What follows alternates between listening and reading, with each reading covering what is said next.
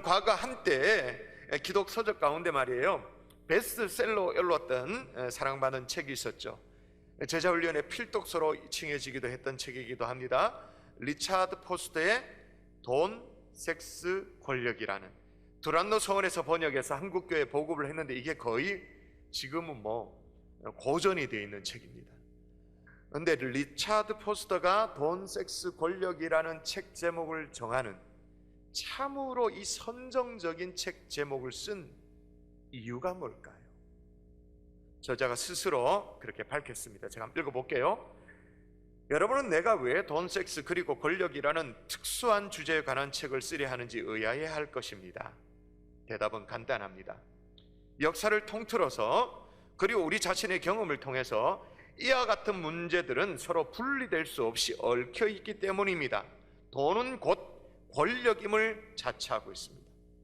곧 또 성은 돈과 권력을 얻기 위한 수단으로 사용되고 있습니다. 그리고 권력은 곧잘 최상의 최음제로 불리고 있습니다 라고 얘기했어요.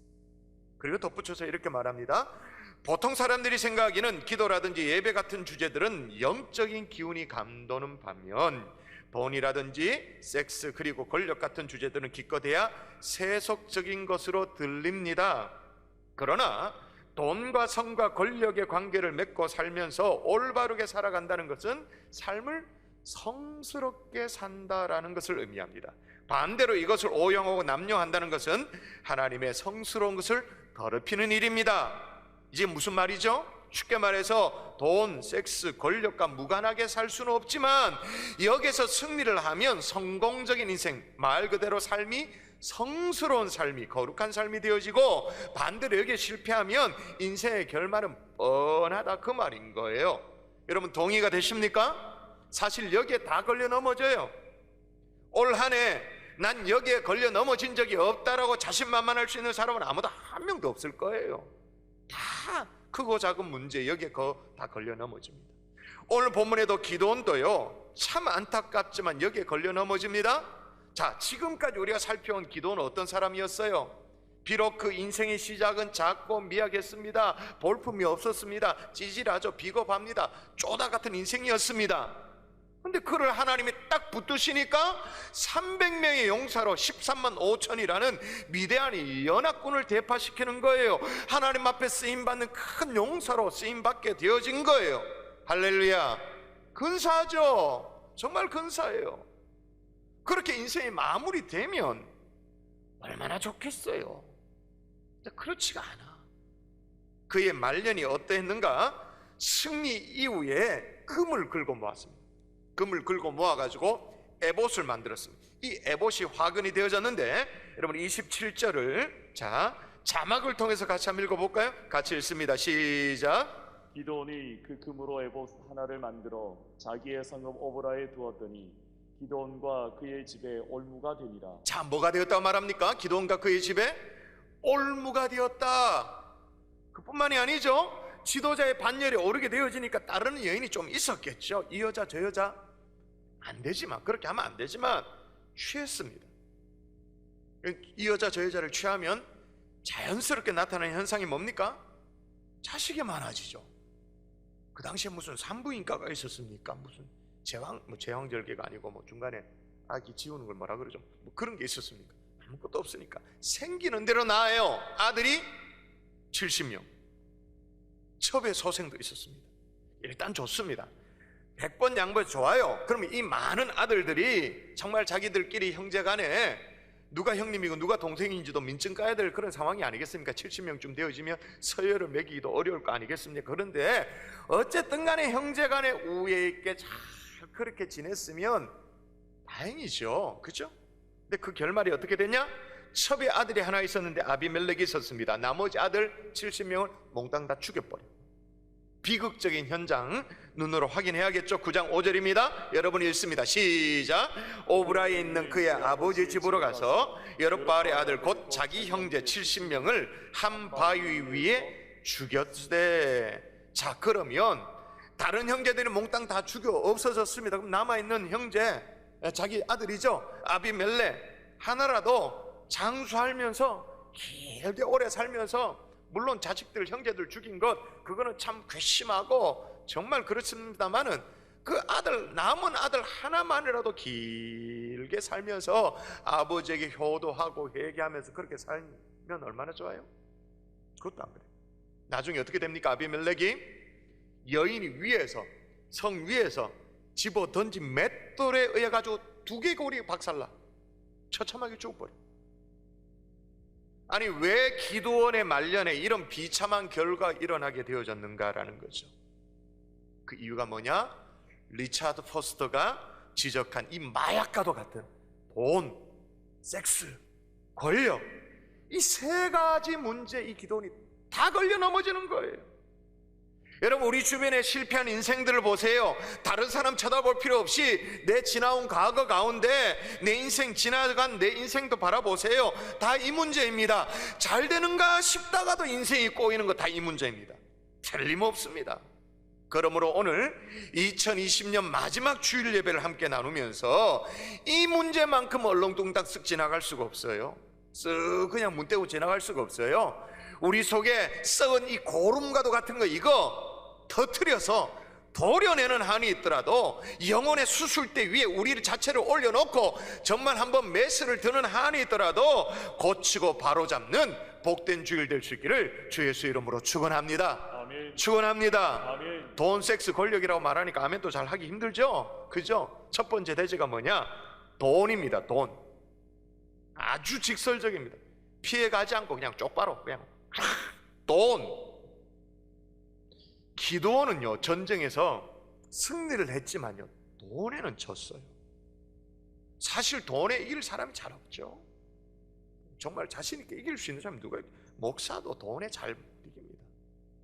지지난주에 에브라임 지파가 방해를 해왔잖아요. 시비를 걸어왔잖아요. 그런 순간에도 기드온은 마지막까지 그 추격하던 사람이 있었어요. 기드온이 막 시비를 걸어옴에도 에브라임이 시비를 걸어옴에도 불구하고 그런 거 아랑곳하지 않고 했던 이유가 뭐냐면 기드온이 마지막까지 지금 추격하는 게 있었잖아요. 미디안의 왕들 세바와 살문나 기억나십니까? 이 왕들마저도 이제 다 죽이고 진짜 기드온이 대성을 거둡니다. 그러고 나니까 기드온의 눈에 확 들어오는 게 있습니다. 뭐가 보입니다. 눈에 씌인 게 아니고 뭐가 보입니다. 보이는 게 뭐냐? 자 보세요. 기드온이 일어나 세바와 살문나를 죽이고, 그러니까 미디안의 왕입니다. 이 왕을 죽였어요. 그들의 낙타 목에 있던 초승달 장식을 떼어서 가지니라. 왕들을 죽인 것 이해되어져요? 근데 별로 중요하지 않을 것 같은 그들의 낙타 목에는 초승달 장식을 떼어서 가지니라. 이 대목을 왜 성경에 기록하고 있을까요? 낙타의 목에 달려있었던 이 초승달 장식은 사실 그 당시 사람들 목에도 달고 다니던 장신구였습니다. 근데 장신구로 끝나지가 않죠. 초승달 장식, 그 당시에 월신, 달의 신을 섬기는, 그 달의 신으로부터 보호를 기원하는 일종의 뭐예요? 부적과도 같은 장신구가 바로 이런, 그걸 떼서 죄다 그 말이에요. 그럼 이상해요. 기드온이 어떤 사람이에요? 바알 막 깨부수고 막 그래가지고 주변 사람들을 또 화들짝 놀라게 만들고 우상을 막 그렇게 깨부셨던 그런 기드온인데, 여호와 하나님을 믿는 기드온이 그 우상의 그 부적과도 같은 걸 그걸 왜 취해요? 이유는 하나죠. 좋아 보이니까. 탐욕이 발동한 거죠. 하나님이 분명히 금하신 것인데 이방의 부적을 취한 것, 그것까지 한 이유가 뭐냐? 일단 이게 돈이 되는 거라. 감나가 보이는 거예요. 더 나아가서 기드온이 이스라엘 백성들의 승리하면서 이제 전리품을 모았는데 귀고리를 달래. 귀고리. 처음에는 참 소박하게 승리를 기념하기 위해서 어떤 표징들을, 징표들을 다 가지고 와서 하나님 앞에 승리를 기념하자, 영광을 돌리자, 그런 것처럼 보입니다. 그런데 성경은 기드온의 속내를 놓치지 않고 딱 한 글자에 딱 박아놨습니다. 제가 이거 대비해서 보시라고 해서 빨갛게 표시했는데 여러분 읽어볼까요? 너희는 같이 읽습니다. 시작. 너희는 각기 탈취한 귀고리를 내게 줄지니라 하였으니 이는 그들이 이스마엘 사람들이므로 금 귀고리가 있었습니다. 그냥 처음에는 귀고리를 달라 한 것처럼 보입니다만은 이 사람들이, 미디안 사람들이 이스마엘 사람들이었기 때문에 그 귀고리가 어떤 귀고리라고 한 글자가 더 있죠? 금. 그러니까 전쟁터에 나왔으니까 용사들이 더 막 치렁치렁하게 뭐 그렇게 했겠죠. 결국 기도원이 달라는 게 뭐예요? 금 달라. 그 분량이 어느 정도였냐면 쓰러져 갔던 적군이 13만 5천이었습니다. 그래서 금 귀고리를 다 모으니까 그 양이 어느 정도냐? 성경에 적어놨어요. 1700세겔이라고 적어놨어요. 1700세겔이라 그러니까 이게 뭐 어느 정도인지 감이 안 오죠. 우리에게 익숙한 단위로 바꿔야 됩니다. 금 몇 돈이냐 하면 7200돈이에요 7200. 한 돈 두 돈도 아니고 10돈도 아니고 7200돈. 요즘 시세로 바꾸면 어떻게 되냐? 한 돈이 대략 뭐 금 한 돈이 25만 원쯤 되어진다면 7500돈을 요즘 시세로 바꾸면 18억. 그 18억을 가지고 이걸 아주 빛나는 순금 덩어리에 뭐랄까요? 에봇을 만든 거죠. 에봇이라는 게 뭐냐? 구약 시대에 제사장들이 입는 구별된 이렇게 성별된 옷이죠. 그걸 만들었어요. 그런데 이 금귀고리를 가져다가 기드온에게 내놓는 백성들의 마음은 순전했어요. 괜찮은 거예요. 자 보십시오. 자 무리가 대답하되 우리가 즐거이 드리리이다 하고 겉옷을 펴고 각기 탈취한 귀고리를, 그러니까 그 귀고리는 금귀고리예요, 그 가운데 던지니. 그러니까 이게 모아야 되니까 겉옷을 펼쳤겠죠. 보재기 모양으로 펼쳐놨겠죠. 그리고 너도 나도 귀고리 던지고 던지는데 그 가운데 던지니라는 말이 의미가 있는 거예요. 이 던진다, 던졌다라는 말이 아이고 뭐 지도자가 달라니까 어쩔 수 없이 반띵하자, 뭐 네 반틈 내 반틈 그러면서 지도자에게 몫을 내놓아주고 뭐 이런 의미가, 여기 던진다라는 말은 어떤 의미입니까?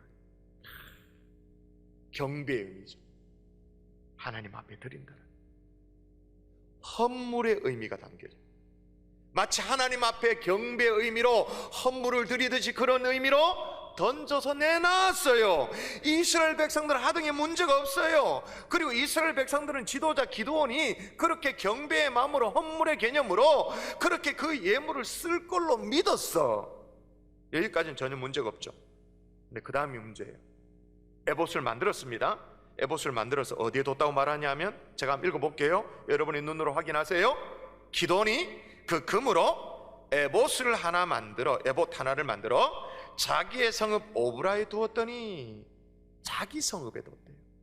여러분 경산중앙의 성도라면 이거 다 아시죠? 에봇은 어디에 둬야 됩니까? 제사장의 옷을 어디에 둬야 됩니까? 아무나 민간인 집에 둡니까? 어디 창고에 둡니까? 아니죠. 하나님의 성막에. 사실은 이 제사장이 아닌 기드온이 만들 이유도 없어요. 에봇이 뭔지 신경 쓸 이유도 없어. 하등의 이유가 없어. 기드온이 뭘 그걸 신경 씁니까? 제사장도 아니면서. 아무 이 에봇에 관심 가질 이유가 없지만 에봇을 만들었다 손칩시다. 그럼 그걸 어디 보관을 해야 돼요? 하나님의 성막이 있는 그 당시에는 실로 거기에 보관을 해야 되죠. 근데 어디에? 자기 성읍 오브라에 뒀대요. 쉽게 말해서 자기 집에 뭐 하려고? 취장하려고, 장식 데코레이션 하려고. 쉽게 말하면 하나님의 것을 가지고 자기 집에 인마이 포켓한 것 똑같아. 지거 한 거예요. 지거. 이 대목에서 여러분 정확하게 아셔야 될 게 있어요. 물질이 정말로 복이 되려면 물질이 있어야 될 자리에, 그 자리를 지키고 있을 때 그 물질이 복이 되는 줄 믿습니다. 있어야 될 자리가 있는 거예요.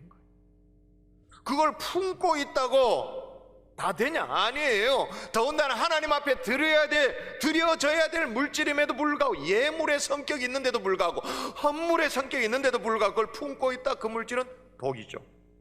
동의하십니까? 여러분 참 어려울 거예요. 지금 마음에 부담이 되실 거예요. 예를 들면 마땅히 하나님 앞에 드려져야 될 11조가 있어요. 근데 그걸 여러분의 통장에 계속 두고 있다. 복이 될까요? 그걸 가지고 집을 사고 있고, 그걸 가지고 차를 사고 있고, 그걸 가지고 자녀를 위해 썼다. 이건 더 심각합니다. 그 자녀에게 복이 될까요? 좀 심하게 말하면 독을 자녀에게 계속 먹이는 거예요. 미래가 절대 복될 수가 없지. 오늘 본문을 보세요. 하나님 앞에 드려져야 될 그 에봇 자기 집에 두었더니 어떻게 됐다고 말하냐면, 정확하게 보십시오. 그것이 같이 읽습니다. 시작. 그것이 기드온과 그의 집에 올무가 되니라. 여러분, 축복이 되는 물질이 있고 올무가 되는 물질이 있습니다. 물질에는 천하고 귀하고 그런 게 없죠. 물질은 중립입니다. 중성입니다. 그러나 우리가 땀 흘리고 귀하게 정말 애써서 번 그 물질, 귀한 물질, 이 물질이 축복이 되도록 하는 물질이 있는가 하면 올무가 되도록 만드는 어리석은 자리에 우리가 들어갈 수도 있다고 말인 거예요. 축복이 되는 물질이 있는가 하면 올무가 되는 물질인데, 그 올무가 되는 물질을 볼끔 거머쥐고 이리 계산하고 저리 계산하고 그런 어리석은 성도가 되지 않기를 주 예수 이름으로 축원합니다. 분명합니다. 하나님의 것 도둑질하지 않기를 바랍니다. 이웃과 나눠야 될 것, 그거 도둑질하지 않기를 바랍니다.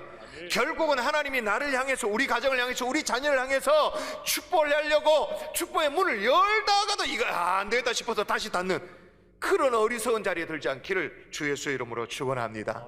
돈, 섹스, 권력, 이 세 가지 중에 첫 번째 돈에 걸려 넘어지면 안 되는데 말이에요. 그래야 이제 그 다음 진도가 나을 거 아닙니까? 그 다음이 더 센 놈이지, 섹스. 그 다음 진도 나가도 돼요? 두 번째 뭐냐? 섹스. 돈에 넘어간 이 기도원이요, 이성 문제도 실패를 하는데, 성경을 보십시오. 성경에 이렇게 적어놓은 것이 참 내가 어떻게 보면 이게 웃긴다 싶은데 한번 보세요. 읽어보십시다. 기도원이 시작. 기도원이 아내가 많음으로 그의 몸에서 낳은 아들이 70명이었고 세겜에 있는 그의 첩도 아들을 낳았으므로 그 이름을 아비멜렉이라 하였더라. 보세요. 얼마나 아내가 많았으면 성경에 적어놓기를 뭐라고? 아예 적어놓기를 아내가 많았다.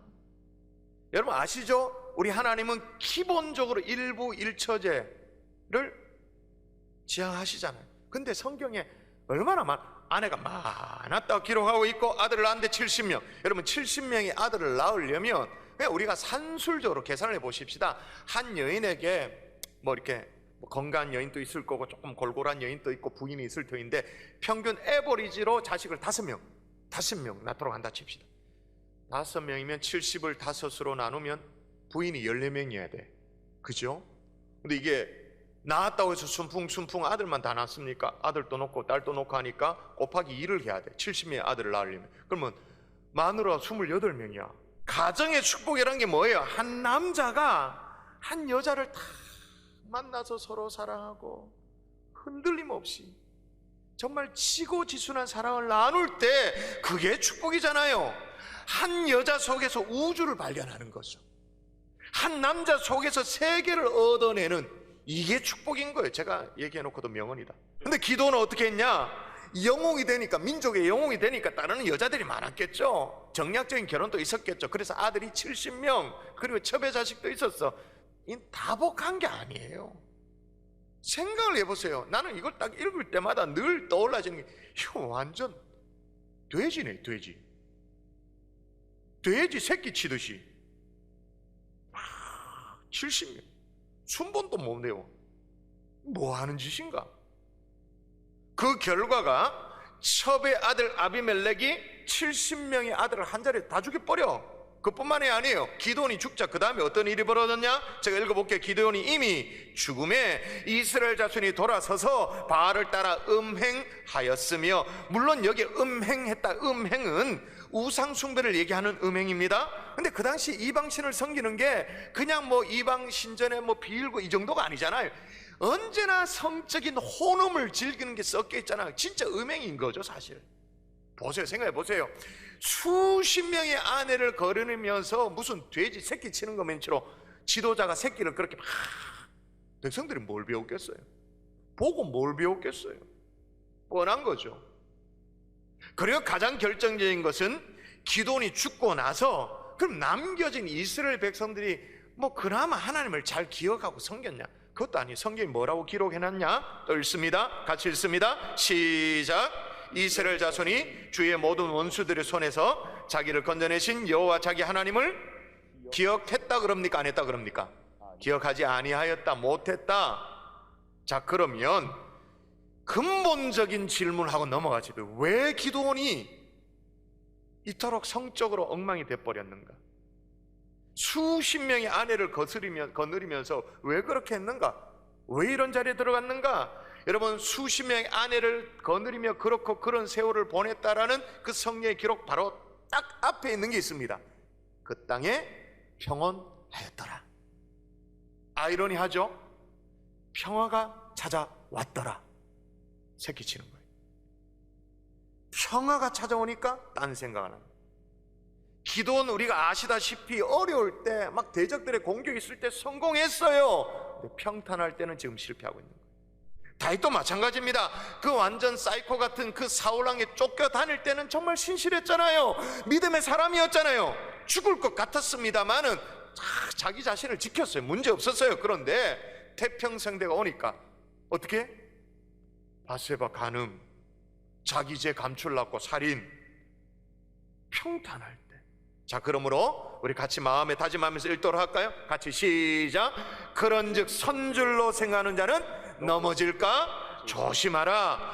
요즘처럼 어려울 때 당연하거니와, 주님을 찾고 뭐 어려울 때 매달린 것 그건 당연하거니와, 평탄할 때도 더 엎드릴 수 있는 하나님의 종들 될 수 있기를 주 예수 이름으로 축원합니다. 아멘. 마지막 세 번째 뭐예요? 권력이에요. 권력. 기도는요 은근히 권력도 발했어요. 탐했어요. 300명의 용사로 말미암아 미디안의 그 13만 5천 엄청난 연합군을 격파하고 돌아오니까 이스라엘 백성들이 막 감동하는 게 막 감격하는 거죠.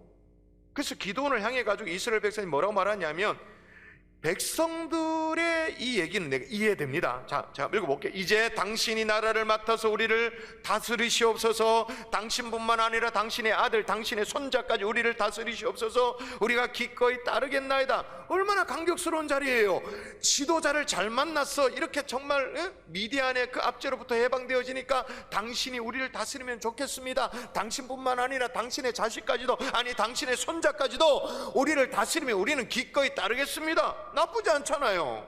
지도자를 따른다는데. 그런데 이 감격스러운 장면에 더 감격스러운 장면이 나와. 기도원이 뭐라고 대답하냐면, 진짜 멋져요. 자, 23절 멋진 구절 여러분 한번 읽어보십시다. 같이 시작. 기도원이 그들에게 이르되 내가 너희를 다스리지 아니하겠고 나의 아들도 너희를 다스리지 아니할 것이요 여호와께서 너희를 다스리시리라 하니라. 아멘. 끝내주죠.